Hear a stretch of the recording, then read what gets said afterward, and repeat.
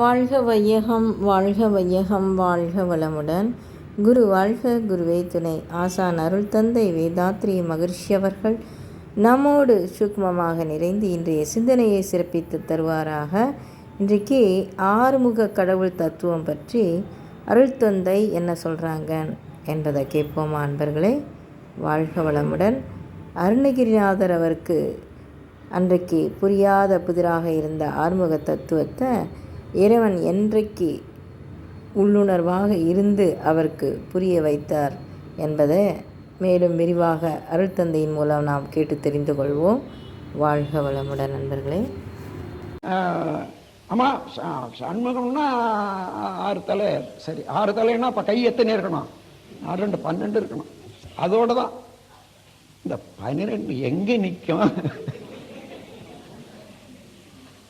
இது இந்த சிற்பிகளுடைய ஒரு அறிவு. இவங்க எல்லாரையும் மீண்டு அந்த ஒரு உடம்புலேயே 6 தலையும் ஓட்ட வச்சுடும். அந்த 12 கையும் 12 ஆயுதங்களை வச்சுட்டு இருக்கான். அது அவனுடைய இது.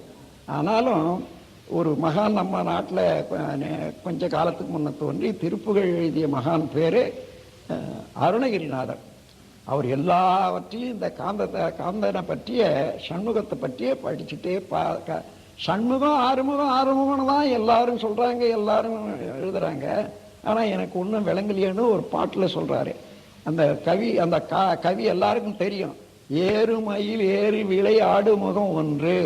அந்த கதையை பார்த்தோம்னா மயிலேறி வந்தான்னு சொல்ற போது ஒரு முகம் தான் இருக்குது.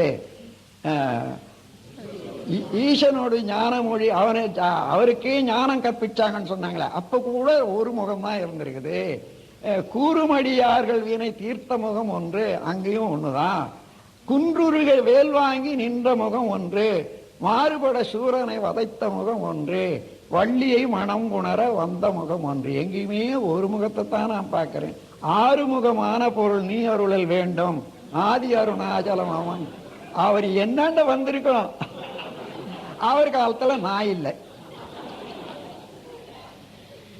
ஆகவே அவர் அறிய முடியாத வேண்டி இருந்த 6 முகத்தினுடைய பெருமையை தான் இப்ப நான் விளக்குறேன்.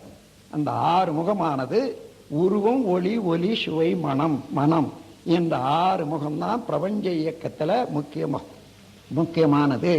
இதுக்கு காரணமான பொருள் இருப்பு நிலையாக உள்ள சிவமும் அதில் இருந்து எழுச்சி நிலை பெற்ற சக்தி அலையும். இது 2ம் தான் காந்த சக்தியாகி இந்த பிரபஞ்ச நிகழ்ச்சிகள் எல்லாவற்றையும் நடத்தி வருகிறது. இதை உணர்ந்து இந்த தத்துவத்தின் கீழே இதை விஞ்ஞானிகளுக்கு யூனிஃபைட் ஃபோர்ஸ்ன்னு கொடுக்குறேன். நம்ம வேதாந்திகளுக்கெல்லாம் இது பிரபஞ்ச ஒருங்கிணைப்பு தத்துவம்னு சொல்லி இப்போ விளக்கிட்டு வர்றேன். ஓரளவில் கொஞ்சம் திகைக்கிறாங்க. இன்னொரு சாரார் அதை வெறுக்கிறாங்க கூட. ஏன்னா நீங்க என்ன இவ்வளவு வெட்ட வெளிச்சம் ஆக்கிட்டீங்களே, யார் என்ன அந்த கடவுளை பத்தி என்ன மதிப்பாங்க? என்ன கடவுளை பத்தி என்ன மதிக்கிறது? இப்போ இது நான் மதிப்பா கெடுத்துடுறேன்.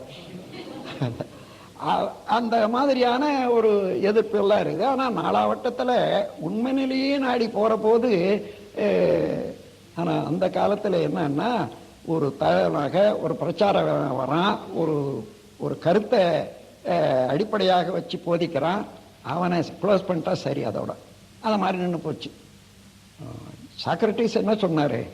இதெல்லாம் இல்லை, நீங்க சொல்றதெல்லாம் தெய்வம் இல்லை, உண்மையான கடவுள் ஒரு இது இப்படித்தான், அதனால இதெல்லாம் பொய்ன்னு சொல்லி அது இளைஞர்களுக்கு அதை போதனை பண்ணாரு. இவ்வளவுதான் செய்தான். கடைசியில சாவர வரைக்கும் விஷத்தை குடித்து சாவணும்னு தானே வச்சாங்க. அது மாதிரி ஒவ்வொரு இடத்துலையும் அதே போலதான் நடந்து போச்சு உண்மை.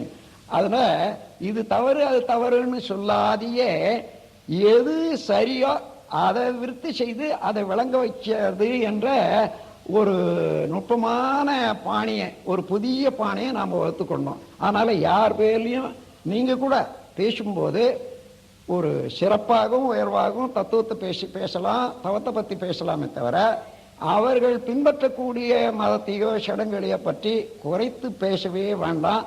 அதுல ஒரு வெறுப்புணர்ச்சியும் சண்டையும் சச்சரவும் தான் வருமே தவிர ஒன்றும் பயனில்லை. அதனால அதை கொஞ்சம் நினைவு வச்சுங்க.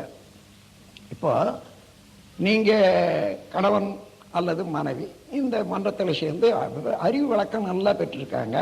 இன்னொரு சாராரு, அதாவது அடுத்த தன்னுடைய வாழ்க்கை துணைவர் வேறு ஒரு வழியில் போகிற போது அது ரொம்ப குறைவாக தெரியுது, அறிவுக்கே குறைவாக இருக்குது, சூப்பர்டிஷியஸ் பிலீவ் அது மாதிரி இருக்குனாலும் நீ இந்த மாதிரி சொல்கிற உனக்கு அறிவே இல்லை அப்படின்னு சொல்லிட்டீங்கன்னா போச்சு. அதை விட சரி ஒரு தேங்காய் வேணுமா, இந்த 2 ஏன் விளைவு பாருங்க, ஒரு தேங்காய் உடைச்சா அதாவது ஒரு முடி தான் வீட்டுக்கு வரப்போகுது. 2 உடைச்சா 2 முடி வரட்டுமே, அந்த அளவு லாபம் தானே, அந்த அளவில் தான் இருக்கணுமே தவிர இது திருத்தம்னு சொல்றது அடியோட குற்றத்தை எடுத்து சொல்லி திருத்தவே முடியாது உலகத்தை. அதை தெரிந்து கொண்டா நாம் நுட்பமாகவும் எல்லாருக்கும் எவ்வளவு தூரம் விளக்கம் கொடுக்க முடியுமோ தெரிந்ததும் செய்துட்டு எங்களுக்கு தான் தெரியும், எங்களுடைய சங்கம் தான் உயர்வு, நாங்கள் போறதான் பாதை தான் நல்லதுன்னா அங்கேயும் இதே ஈகோ தான் வந்து பிறரை வெறுப்படைய செய்யும் என்பதை கூறி, இந்த வெறுப்படைய செய்யாத மனிதனை மதிக்கணும். கடவுளை கூட நீங்க கடவுளை மதிக்கணும்னா கடவுள் வந்து இப்ப சரியானபடி ஒரு மொழி வழியில சொல்லணும்னா with sophisticated mechanism is representing as man. அதாவது பல விஞ்ஞான இணைப்புகளாக கூடிய ஒரு உடல் அமைப்போட வந்த மனிதனாகத்தான் உயர்ந்த சிறப்பாற்றலாக இருக்கக்கூடியவள் கடவுள் என்ற போது திருமூலர் என்ன சொல்றாரு,